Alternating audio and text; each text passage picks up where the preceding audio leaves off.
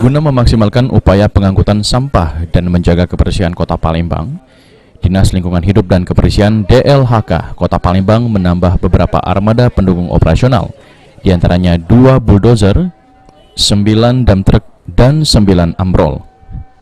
Hal tersebut diungkapkan langsung Kepala Dinas DLHK Kota Palembang, Alex Fernandus, yang dijumpai di sela kegiatannya. Pengadaan tersebut sebagai upaya meremajakan karena berdasarkan hasil BPK bahwa 80% armada yang ada perlu peremajaan.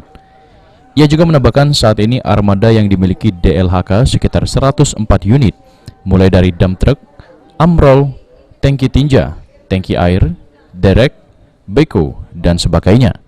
Semua armada tersebut masih belum memadai karena idealnya minimal Kota Palembang ini memiliki 170 armada.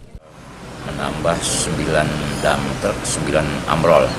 Namun demikian pengadaannya ini boleh dikatakan hanya meremajakan, karena berdasarkan hasil BPK bahwa 80% kendaraan kita, armada kita perlu ada peremajaan. Jumlah itu udah memadai belum? Belum.